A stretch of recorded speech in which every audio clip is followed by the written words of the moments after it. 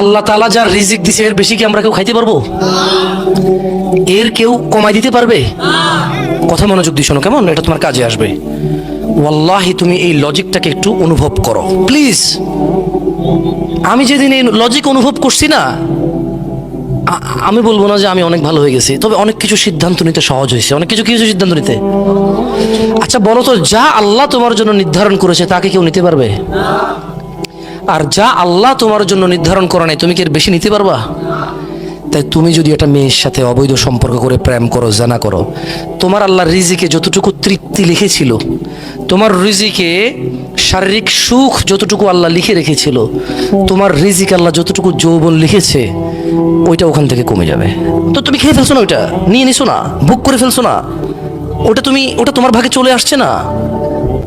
তখন তুমি বিয়ের আগে যতটুকু অংশ তোমার রিজিকে নষ্ট করে দিয়েছো যৌবন, ওই বিয়েতে আর তোমার বাকিটুকুই থাকবে। আর যদি তুমি এখন তোমার যৌবনটাকে হেফাজত করো, কার জন্যে?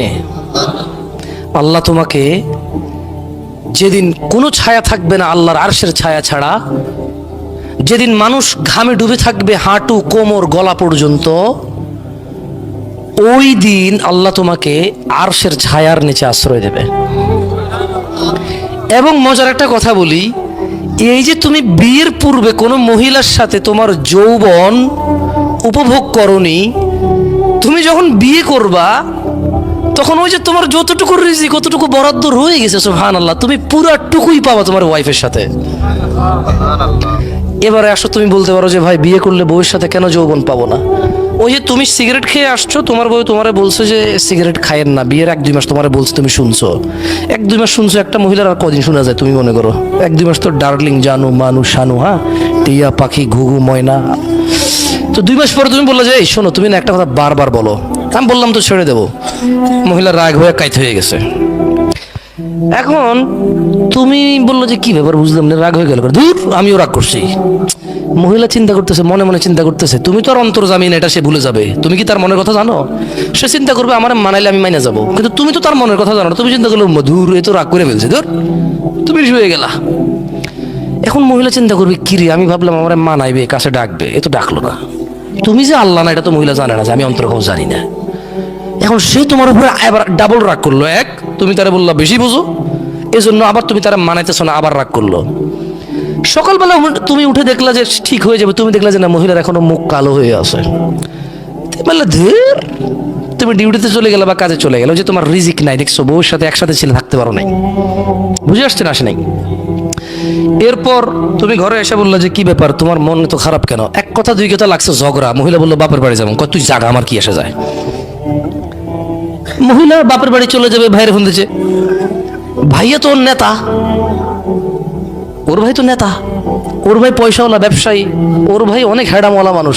কি তোর এরকম বলছে, চলে আয়, লাগবে না এরকম জামারি ঘর করা। তো কিভাবে? আচ্ছা আমরা আসতেছি। এখন তুমি বুঝে উঠতেছো না যে কি হইতেছে এটা। 2-4 কথার মধ্যে সে রাগ করলো, আমি তো বুঝলাম না।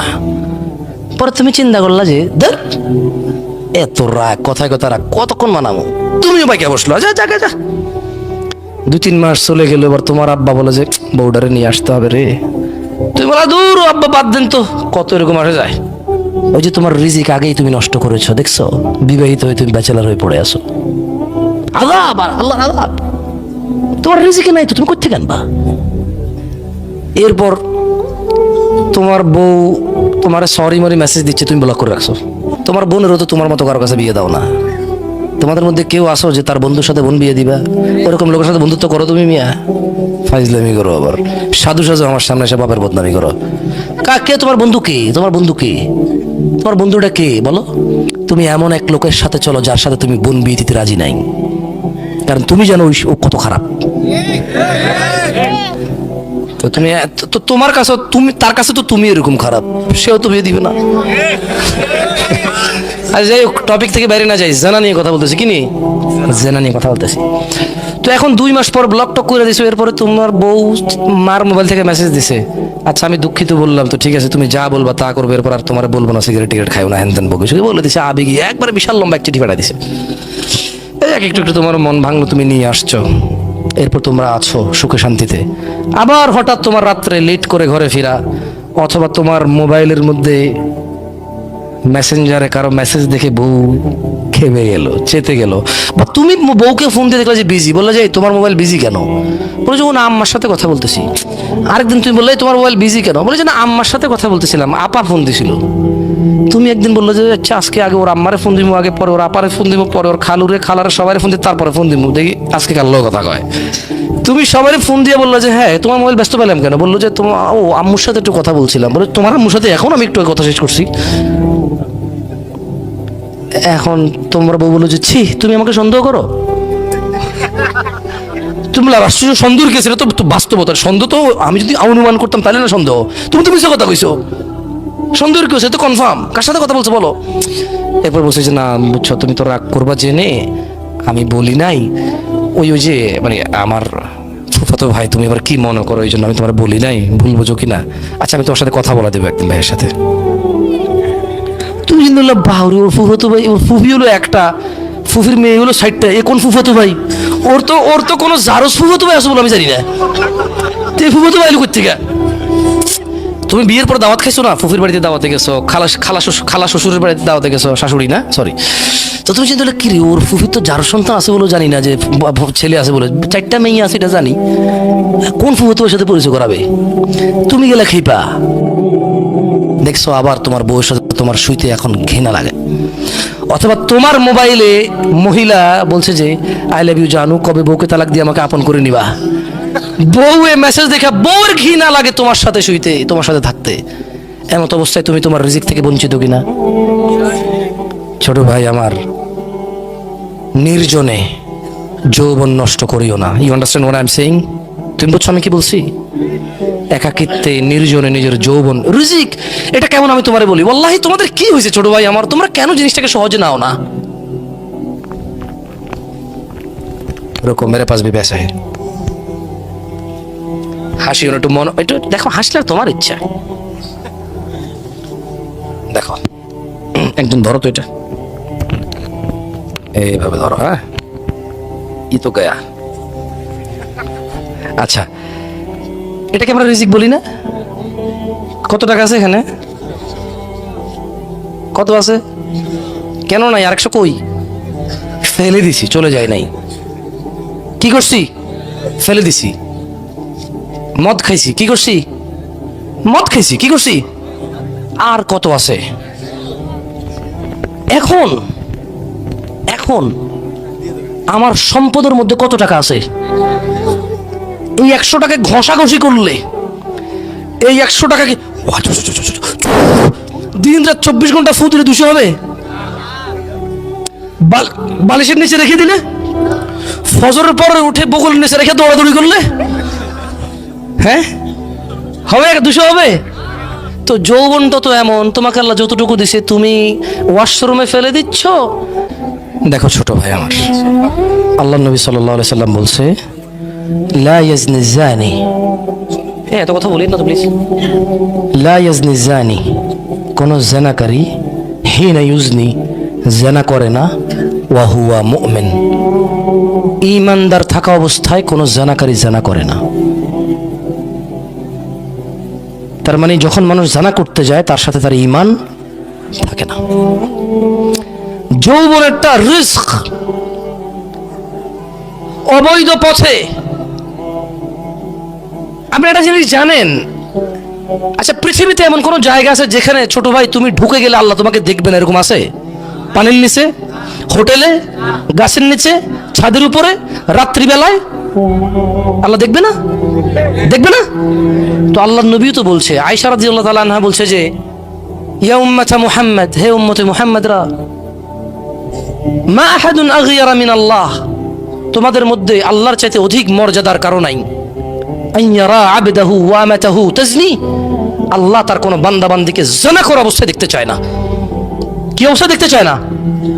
তো তুমি যে জানা করতেছো, ওই যে রিজিক তোমার কাছে ছিল 300 টাকা, 200 টাকা ফেলে দিছো, এবার সকালবেলা ডাক্তারে যতই বলুক বগল নেচে রসুন নিয়ে দৌড়ান, লাভ হবে না। যা ছিল তা তুমি ফেলে দিয়েছো, যা ছিল তা তুমি উপভোগ করে ফেলেছো। তবে আল্লাহ তোমার জন্য হালাল ব্যবস্থা রেখেছিল। কি রেখেছিল? আল্লাহ তোমার জন্য প্লেট রেখেছিল, ওখানে তুমি খাবে, তুমি পায়খানার উপরে খাদ্য রেখে তারপরে খেয়েছো। আল্লাহ তোমাকে যৌবন দিয়েছে, একটা মেয়ের সাথে তোমার বিয়ের আল্লাহ তোমার তকদির দিয়েছে, সময় এসেছে ওই মেয়ের সাথে তোমার বিয়ে হয়েছে। আল্লাহ তোমার যতটুকু যৌবন লিখে রেখেছিল তুমি ওর সাথে উপভোগ করতে পারতা হালাল ভাবে আল্লাহকে সন্তুষ্ট রেখে, অথচ তুমি হারাম ভাবে যৌবন নষ্ট করেছো। ছোট ভাই, ভাইরে, জানা থেকে তুই বাঁচতে পারবি না যদি তুই প্রেম না ছাড়িস। বিশ্বাস কর, যতদিন তোর সিম কার্ডটা তুই খুলে খুলে চেঞ্জ করবি ততদিন তুই জানা থেকে বাঁচতে পারবি না ভাই আমার। একটা লোক হাতে মদের বোতল, হাতে কি, লোকটা মদ খায়, কি খায়? এখন সে বলল, হুজুর আমি মদ খাওয়া থেকে বের হতে চাই, কিভাবে বের হব? উত্তরটা সহজ না, মদের বোতলটা ছেড়ে দে আর ধরিস না। উত্তর কি এর চেয়ে ব্যতিক্রম কিছু হবে? হাজার হাজার ছেলেবেলে আমাকে প্রশ্ন করে আমি প্রেম করি কিভাবে বের হব। ও বেটা, মদ হারাম, বের হতে হলে খাওয়া বন্ধ করে দিতে হয়। জানা ব্যভিচার, প্রেম হারাম, বের হতে হলে ছেড়ে দিতে হবে। মদকে হালাল করার চিন্তা করলে চলবে? তো প্রেমকে হালাল করার চিন্তা কেন করো তোমরা? ও এই ছোট ভাই আমার, এই কত কত বোকা, আহা কত বিবেকহীন, অথচ সফটওয়্যার ইঞ্জিনিয়ার, অথচ ডাক্তারি পড়ে, অথচ মাশাআল্লাহ ও অনেক ভালো বিচক্ষণ। ও বলে যে প্রেম করে পরে বিয়ে করলে হালাল হয়ে যায়। আরে ভাই, একটা গ্লাসের মধ্যে তুমি মদ ঢালছো, মদ খাইছো, হারাম না হালাল? পরে তুমি একই গ্লাসে ধুয়ে পানি ঢেলে খাইছো, হালাল না হারাম? তো আগে যে মদ খাইছো ওটা হালাল হয়ে গেছে? গ্লাস তো একটা, গ্লাস কয়টা? গ্লাস কয়টা? তো আগে মদ খেয়েছো, এরপর ধুয়ে পানি খেয়েছো, দুধ খেয়েছো ওটাতে, তাই বলে কি আগে যে মদ খেয়েছো ওই মদ হালাল হয়ে যাবে? তদরূপ মেয়ে একটা, বিয়ে না করে সম্পর্ক রেখেছো, হারাম। মেয়ে একটা বিয়ে করে সম্পর্ক করলে আগের হারাম হালাল হবে না, ওটা গুনাহ থেকে যায়। ওটা কি থেকে যায়? ওটার জন্য মাপ চাইতে হবে। যেমনটা বিয়ে না করলে মাপ চাইতে, তুমি এই মেয়েকে বিয়ে না করলে এমনটাই মাপ চাইতে হবে। এই মেয়েকে বিয়ে না করলে যেমনটা গুনাহ, এই মেয়েকে বিয়ে করলো আগের অন্যায়গুলো একেবারে শতভাগ সেম অপরাধ। ভাই আমার, ভাই আমার, লা ইউজনি জানি হিনা ইউজনি ওয়া হুয়া মুমিন। কোন জানাকারী জানা করে না মুমিন থাকা অবস্থায়, সিদ্ধান্ত তোমার। আর শোনো, মুসলমান হয়ে মরতে চাও? হাত তোলো তো। মুসলমান হয়ে মরতে চাও? আল্লাহ তাআলা কবুল করুন।